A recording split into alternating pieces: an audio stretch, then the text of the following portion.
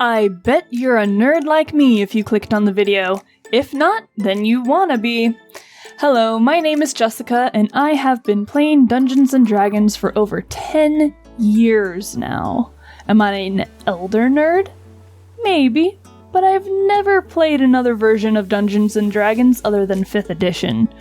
So maybe an adult dragon rather than an ancient one when it comes to D&D? Or a wormling, but I don't really care. Point is, I'm a dragon when it comes to D&D. I've got my own horde of dice and everything. I got into Dungeons & Dragons from my dad, and have since then jumped off the deep end when it comes to playing the game. I love it. It's such a fun game to play with friends. What I like most about it is the collaborative storytelling elements that comes along with it. I'm the story nerd, so obviously the story nerd is going to like the roleplay story game. Before I share the story about my beginning days of being a D&D noob and growing into the forever DM I was destined to become, I want to talk a little bit about what I'm drawing. These are deer carvings that my Dungeons & Dragons character, Gareth Bly, made for his party members. He was really excited that he has actual humanoid friends now, and decided to make a gift for everyone in the group. You can hear more about Gareth and his friends, Calypso, Koyu, Danielle, and Wendy, in Gareth's journal, which I make videos for on my channel. If you've seen all those and want to know when more are coming out, please subscribe so you don't miss any of the journal entries of our favorite resident Mothman. It was a day like any other day while I was in high school. I had teenager problems with my hair always being too messy, or my face being riddled with acne.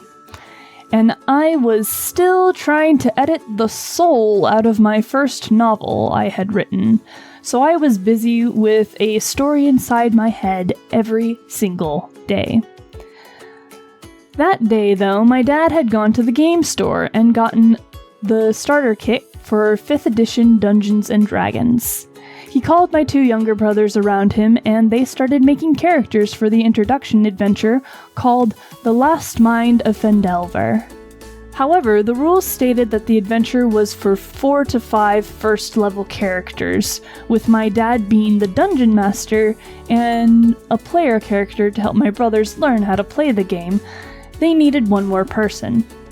Enter me. I was interested in the game. These people called Critical Role were getting pretty big on the interwebs, so I wanted to see what all the fuss was about. I made my first character, Jessica Usum. It's cringe, I know. I named her after me, but with Z's replacing the S's, you know, to be cool. Her last name was Usum because it sounded like awesome.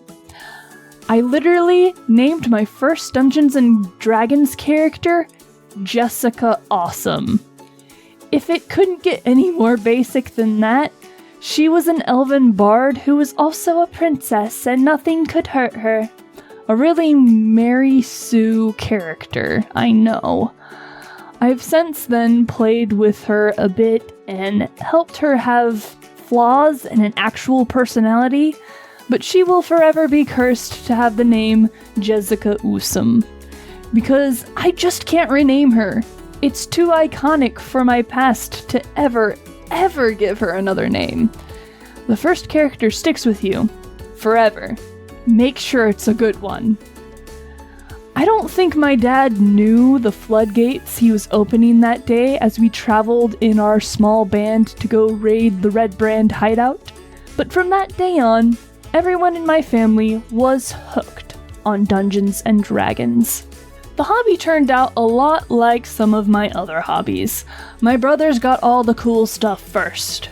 You'd think that the older sibling would influence the younger, but nah, that's not how it worked. They got the Monster Manual, Player's Handbook, and Dungeon Master Guide first. I snuck into their rooms and stole them for a few minutes to read up on D&D lore. I begged my parents to get me the set of books, but they always gave the excuse that all parents give. Just borrow your brother's. You don't need 3 of the same books floating around. But, oh ho ho, they were covering up their tracks, sneaky parents. Because they got me them for either Christmas or my birthday, I don't remember which, after about a year of mooching off my brothers. I remember the first time we played, we all shared dice. When I got my new shiny books, I got my very own dice set. I call them my Dungeon Master dice, and coincidentally my TPK dice, because soon after I got the books, I started creating my own homebrew campaign myself. The Land of Rushith. I had no theme for it other than Dungeons and Dragons, and put all my favorite things in there. Dragons, fairies, giants, curses, jungles, hobbits, sea monsters. It was a mess. But it's my mess that I still like to allude to in campaigns I'm the Dungeon Master for, to this day. I got a few of my friends to play in a few campaigns with me, as well as having a few Monster of the Week sessions with my family. Nothing ever really stuck game-wise. Sure, we'd have epic moments in battle, but there wasn't much to the game other than that. Just a fun fighting game to goof off with friends. I didn't watch Critical Role very much either. I had heard of them, but I didn't watch them. People who were way into the game told me that they were doing some seriously cool things with Dungeons and Dragons, but I couldn't really listen and enjoy them all that much. I don't like excessive swearing in most of the media I watch or read, and I think I hopped in on a session where Scanlan was having some spicy role-playing times, which I'm 100% not comfortable with, so I never got into the show. I did, however, discover Dice Camera Action. Dice Camera Action is a lot like Critical Role in that it is a live-action Dungeons & Dragons game, and they go through a campaign. This one was going through the campaign Curse of Strahd, and it had some of the YouTubers I watched in it at the time. I was hooked on that show. It was so cool how Dungeon Master Chris Perkins was able to weave a story through all these characters' backstory while creating such a fun, spooky atmosphere. And the character-driven storytelling. Fantastic. I was in love. That's how I wanted my sessions to go. Battle is cool and all, but the back and forth pretending to be another person and diving through their story, interacting with other characters like they were more than just stats written on a piece of paper, that's what I wanted to play.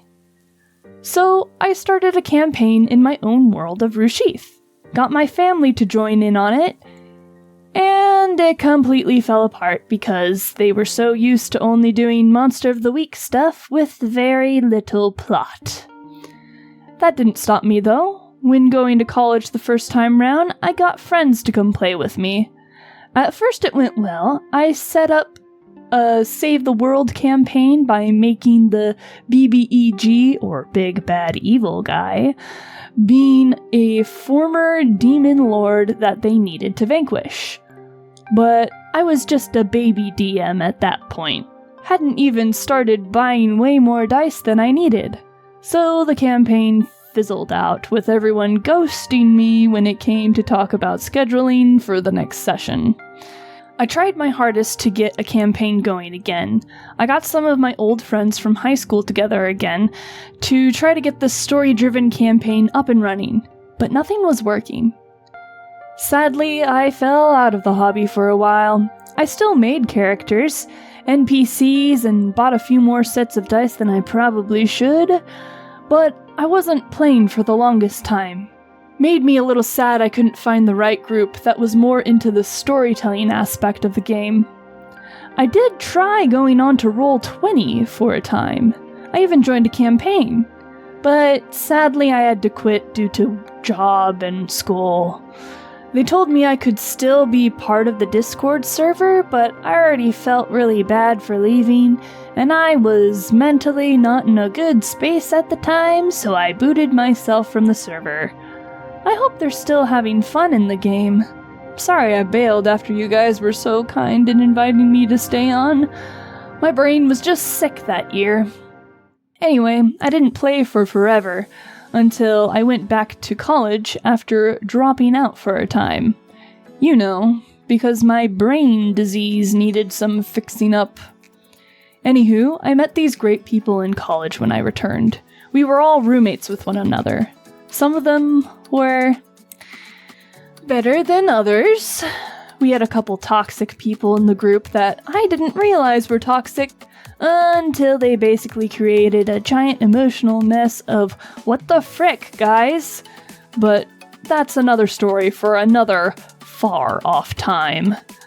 We all got along at first though, and a few of them expressed interest in learning how to play Dungeons & Dragons. Another girl in the apartment was so stoked to hear this, being a seasoned D&D player herself. But she lamented that it was so hard to find a dungeon master, let alone a good one, so they'd probably have to settle for not playing at all, or go to the Monster of the Week club on campus if they wanted to play. Enter me, with a smile so wide it rivals even that of the Grinches. I created another homebrew campaign from scratch, again throwing in references to my original world and previous D&D characters. I didn't think it was going to last very long, so I was going to create the most self-indulgent world for the time we'd play. So I populated the world full of dragon rulers and created a big bad dragon that the characters would likely never, ever see. And now we've been playing the campaign for 2 years, and despite everything, the falling out of friendships, the busy schedules, the adding of new people, the graduations, the holiday breaks where we sometimes don't play for 3 weeks, we still all play together.